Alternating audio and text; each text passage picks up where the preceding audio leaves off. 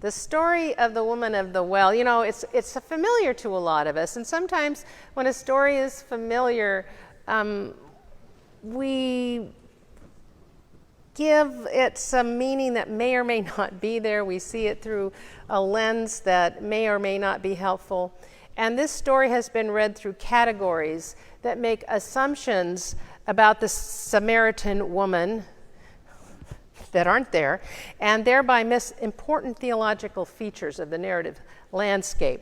And the setting, as the story I read indicates, echoes other wells in the story of Israel, other stories of exchanges between men and women at a well. The betrothal stories of Isaac, Moses, Jacob. And remember, the Gospel of John, the first miracle in the Gospel of John takes place at anybody know? At a wedding, the miracle at Cana. That's not an accident. That's how this begins, and we got this story of the well. Then there is Jacob's well itself, where this story takes place. It evokes the story of Tamar, another woman with many husbands, trapped in the custom of levirate marriage. The last male in the family line refused to marry her, and the man she's with is not her husband. So we need to be careful as we hear this story through our categories, as so many patriarchal preachers have done in the past. The person who's really out of line in this story is Jesus. He violates two societal conventions. New Testament scholar Gail O'Day reminds us that Jewish men did not initiate conversation with an unknown woman, let alone a Samaritan. Nor would a Jewish teacher engage in a public conversation with a woman. Jews did not invite contact with Samaritans, and Jesus clearly crossed the cultural and religious boundary. So Jesus is the rule breaker here. I was going to read the whole story again, but I think we've got a sense of it, all right? Now, we don't know her name. Much is imagined about her. Much is assumed about her character and her status, all of which is conjecture. The only things we know for sure are these things. She lived in the Samaritan city of Sychar. She needed water in the middle of the day, right?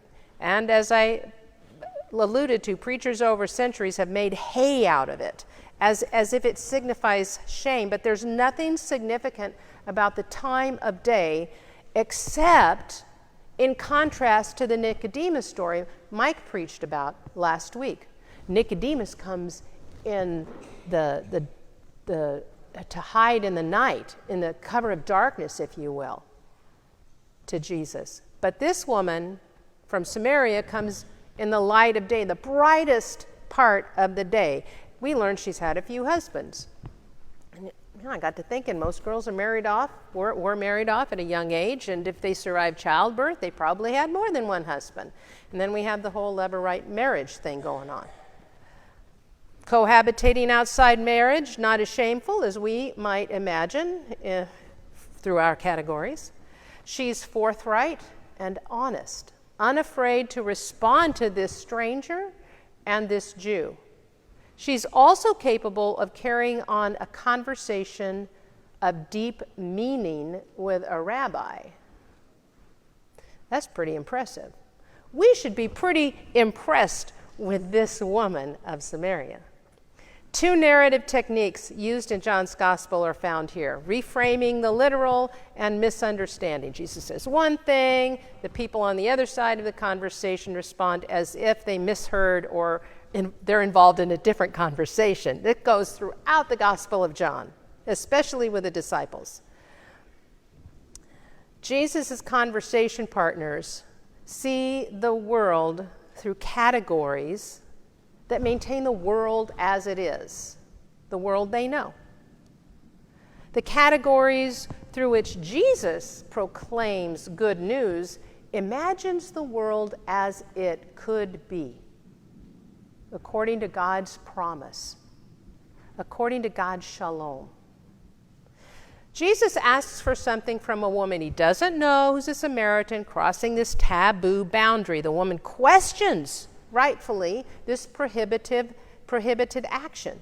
Jesus offers living water that will quench thirst, beyond thirst, and she interprets it as water that won't run out.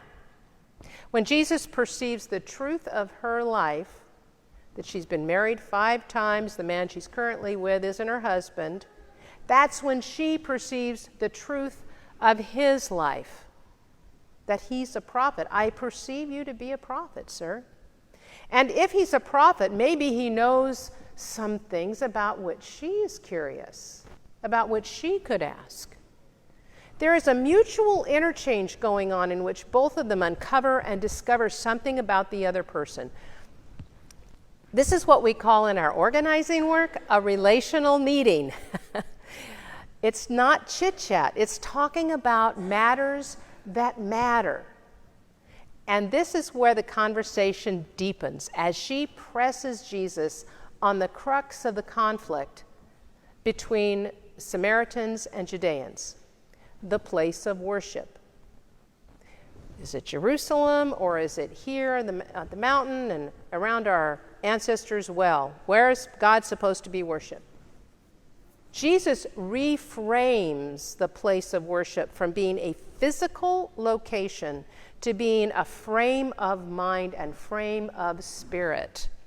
The conflict of where to worship so preoccupied the people of Samaria and Judah that seeing anything outside or beyond that category, it was impossible.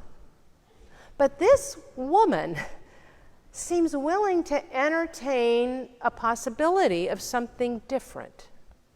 She's suspended judgment for a little while. I wonder what categories we see the world through to which we ourselves are blind. We don't see, that keep us from seeing the world as it could be.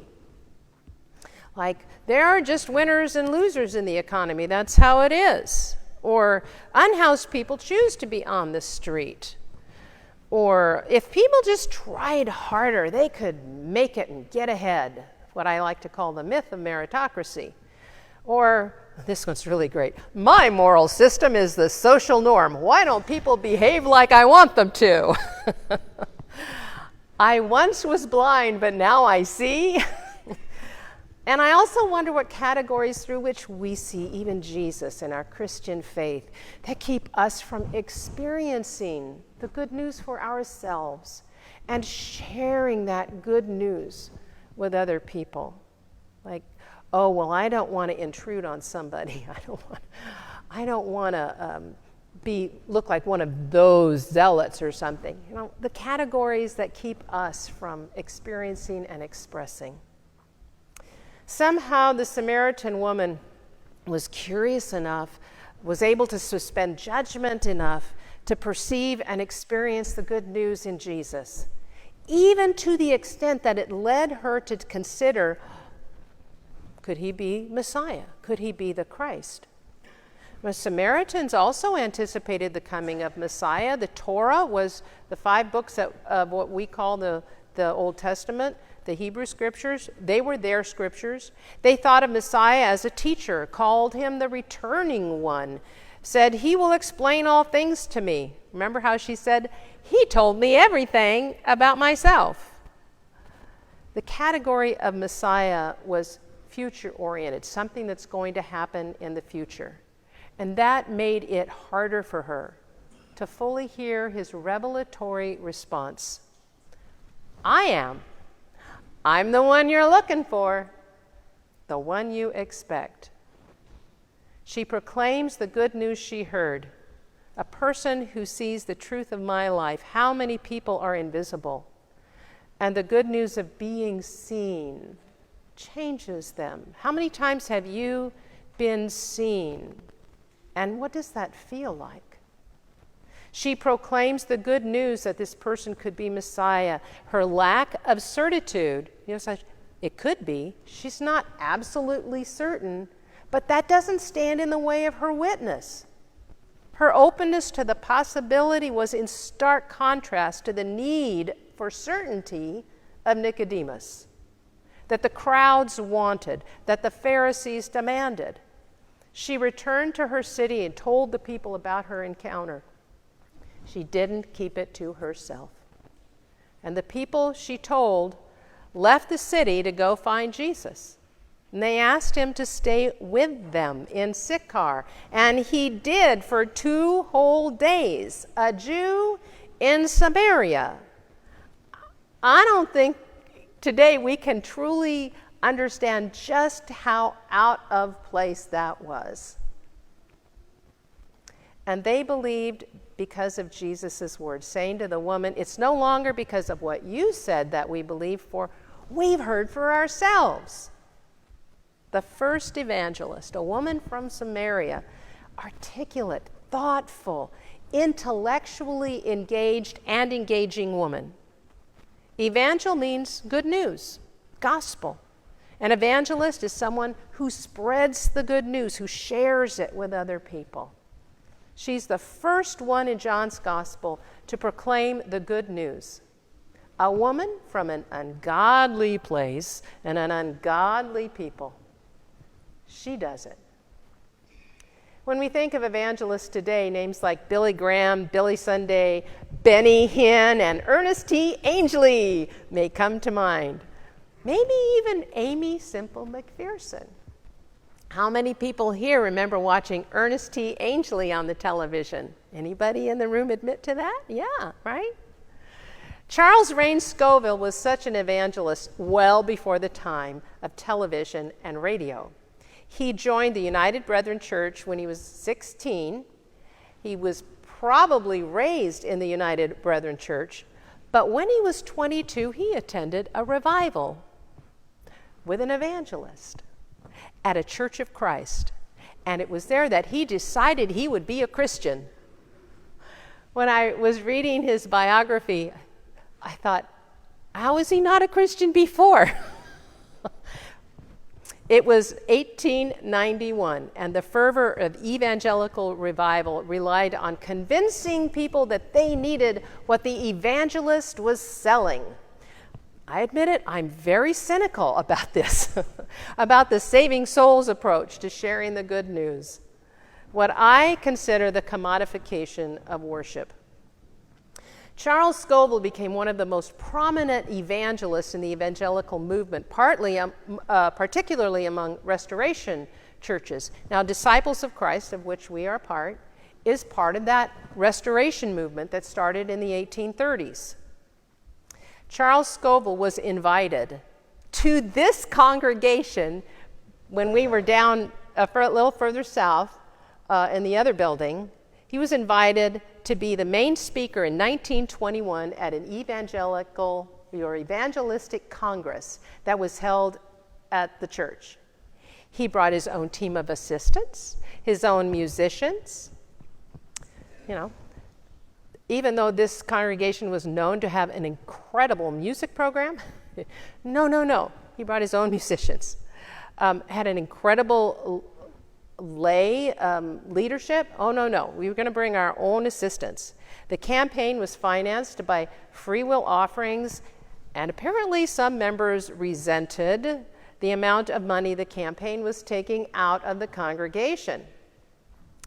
337 new members were added to the rolls that year. Impressive, right? Now there are 1,009 members in the church, what was then called the Pomona Church of Christ. That didn't even count the kids, all right? Membership declined every year for 6 years after that event. And in 1927, it reached and kind of stabilized at 558. I'll let you do the math. Sudden increases gained by what on the surface looks successful, they may not be greatly beneficial in the long run. It didn't empower the people of the congregation to share the good news. It relied on an outside expert to do it for them. It's our work. It's our ministry. And the Samaritan woman offers us a different model of evangelism. I think it's a communitarian model, for one, the genesis of which begins with the suspension of categories that currently hold our vision hostage to the world as it is. Categories that keep us from seeing the world as it could be, as it should be, according to God. It is a relational model initiated by conversations about matters that matter. And that conversation isn't the end. It is generative. It leads to something more. There's an action that comes, that follows. She goes and tells other people. And then she invites them to come and see for themselves. Come and see. It's invitational. Her model of evangelism is invitational. It's not impositional. It's inviting others to come and see, come and experience for themselves. It's not dogmatic. It allows people their own experience, their own understanding and meaning making. I recently learned that according to an analysis of data from the U.S. Bureau of Labor Statistics, that over a period of about 10 years, religious and spiritual activities do more to make people happier, to add meaning to their lives, than any other activity that was listed.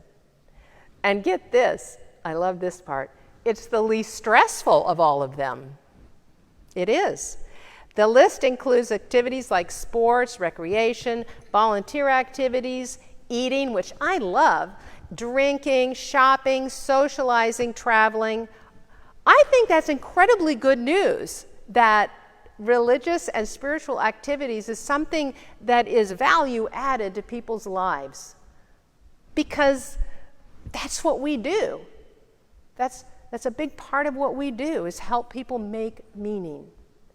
It's good news we could share more and more, that we know that the experience of faith and community increases happiness, that it helps people find meaning, even helps people make meaning in their life.